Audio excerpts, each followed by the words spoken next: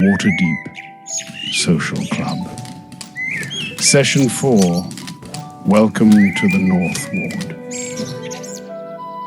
Morning comes to Trollskull Manor. The house groans awake around its new inhabitants, still seeming uncertain whether it has accepted them or not. Tanith is already gone. Before most of the manor had properly stirred, Savra Bellebranta of the Order of the Gauntlet arrived and departed with her. That leaves the rest of the company to discover a sight no one was quite prepared for. Volo is in the kitchen. Whether he let himself in at dawn or simply never truly left is impossible to say. But there he is, perfectly at ease in the wreck of Trollskull's ruined kitchen, dressed as though he ought to be receiving guests at a noble salon, rather than cooking in a soot-blackened tavern ruin. And astonishingly, against all reason, the breakfast looks wonderful. The kitchen itself is deplorable. Cracked stone, smoke-stained walls, warped shelves, old iron hooks dangling from the rafters, and the general air of a place that has not known proper order in years. Yet somehow, from within that chaos, Volo has produced a spread that smells marvelous. The Wen Wolf reaches the table first, followed soon by Floon, Terrapin, Nariel, and Sir Feathersworth. They gather amid warm food, drifting steam, and the odd sensation that Trollskull Manor is, however briefly, beginning to feel like a home.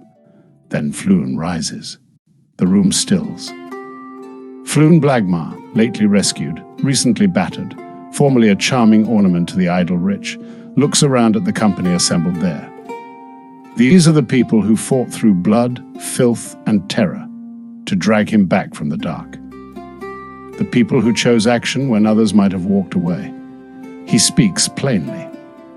He says he is tired of living an empty life, tired of drifting from one wealthy host to another, from one soft cushion to the next, existing on charm and borrowed luxury, while the city groans beneath troubles real people must face.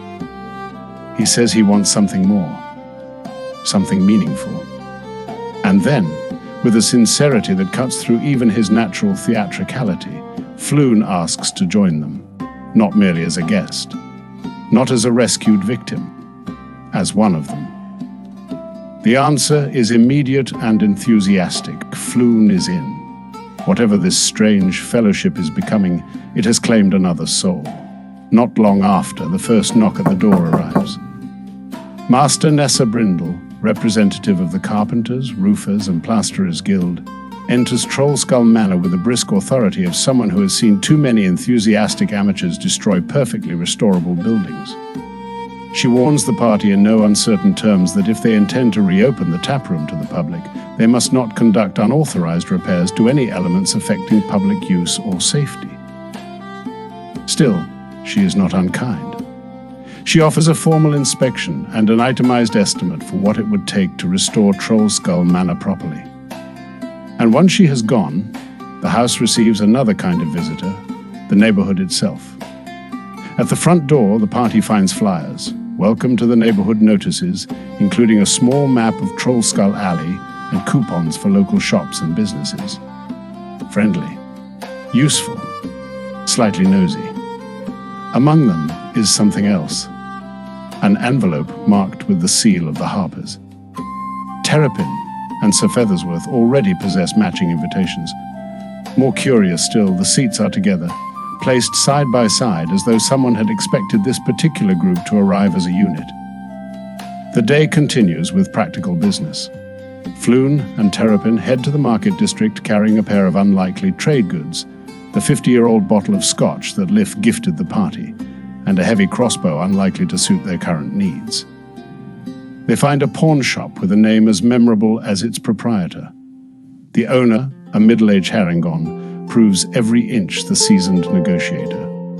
After back-and-forth bartering, weighing value against value, sentiment against practicality, a deal is finally struck.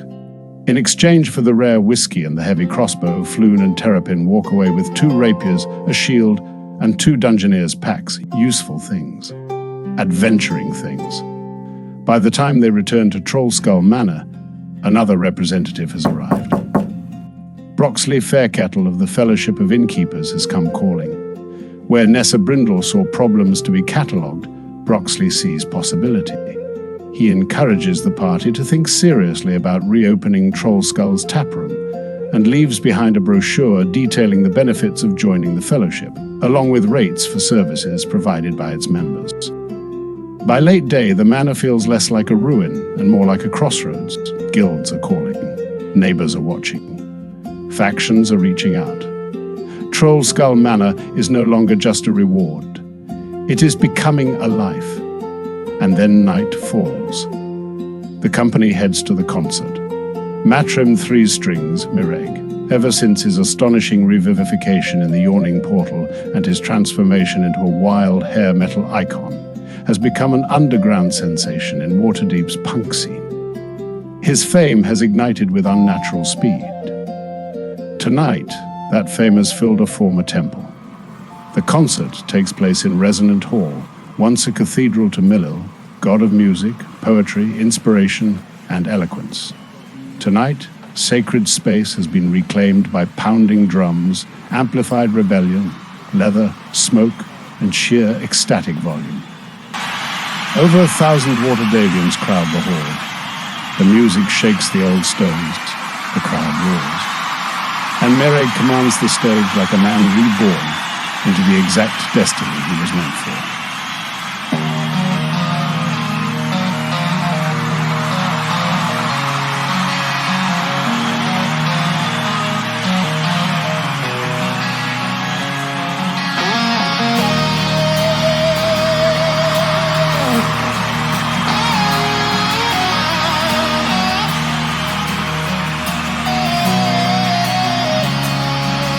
They told us keep our voices low, watched on like a crowd.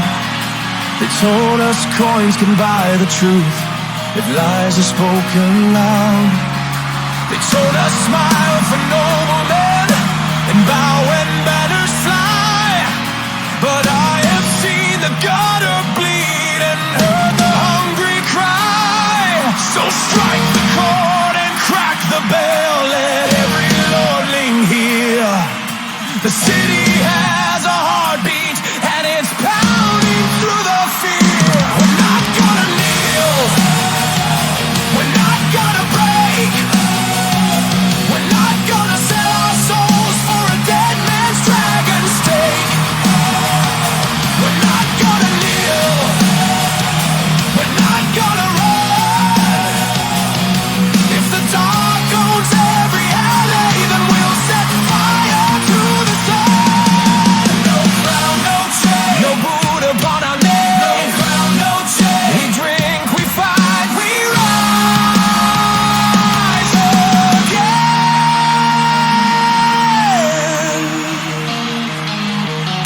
There's whispers down in Dark Ward. There's knives beneath the street. There's yellow eyes in sewer dark and blood beneath your feet. There's devils dressed in velvet. There's monsters wearing law. There's pretty smiles on poison tongues and teeth behind the jaw. But string by string and hand by hand, we'll make the rafters reel. For every soul they tried to buy, for every wound concealed. We're not gonna kneel, we're not gonna break, we're not gonna sell our souls for a dead man's dragon steak. We're not gonna kneel, we're not gonna run. If the dark owns every alley, then we'll set fire to the sun.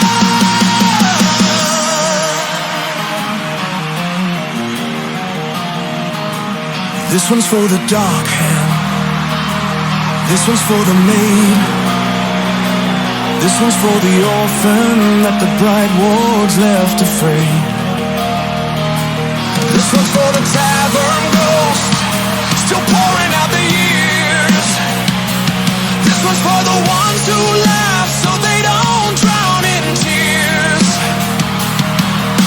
And this one's for the broken string that still remembers how to say.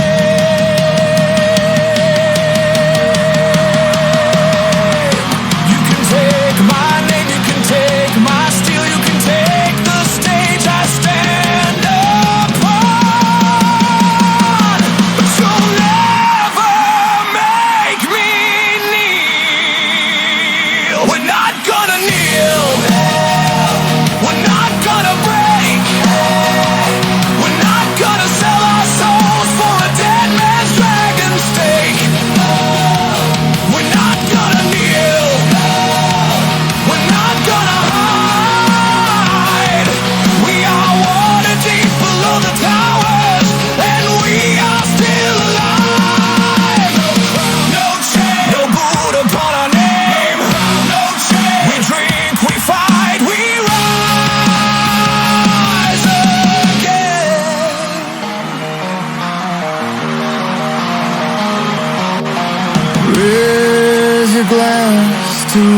lost ones. Raise your voice till the rafters peal. Waterdeep is watching now, and we're not gonna kneel.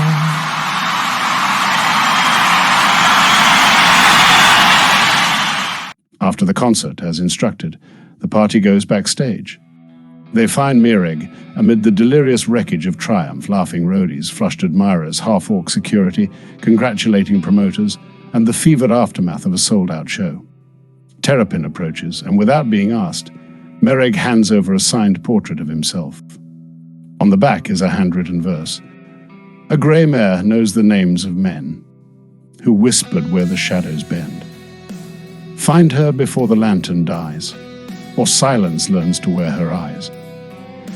Mereg first brushes it off with artistic flair, lyrics for a concept album, he says. But when the interruptions pass and the mood sharpens, he tells the truth. The mare is real. Her name is Maxine, stolen from Lantern Stable.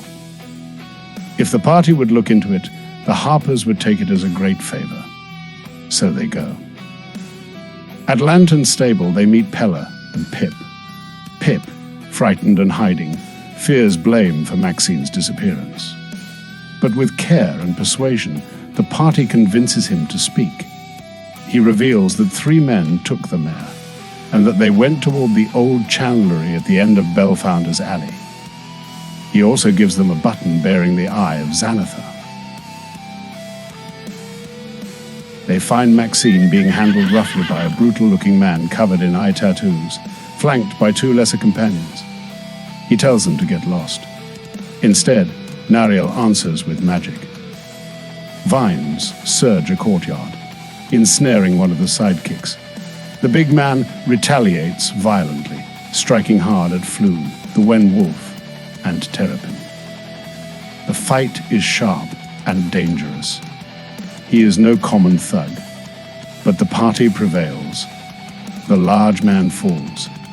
His sidekicks, seeing the tide turn, flee down the alley and vanish into the night. Then the party turns to Maxine herself. They untie her, check her wounds, speak gently. And because they offer kindness instead of fear, the mare thanks them. Not with a nicker, with words. Maxine explains that she recently carried 2 passengers, a powerful half-orc woman and a smooth-talking elvish man, and dropped them at the yawning portal. During the ride, they discussed intelligence regarding Xanathar hideouts in the sewers and plans for a coming raid. With that knowledge in hand, the party returns Maxine safely to Pella and Pip, who direct them back to Mereg at the yawning portal. They find him in a private snug, lounging in satisfied post-performance splendor, with a fresh pair of groupies nearby, and his half-orc guards close at hand. The party shares what they have learned. Mereg is pleased. He rewards them with 10 gold pieces each. More importantly, he tells them they have made an ally of the Harpers. By the time the party returns once more to Trollskull Manor, the hour is late, and someone is watching the house.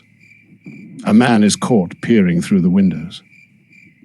When he notices the party, he quickly ducks around the corner and tries, not very convincingly, to look like a harmless fellow out for an evening stroll.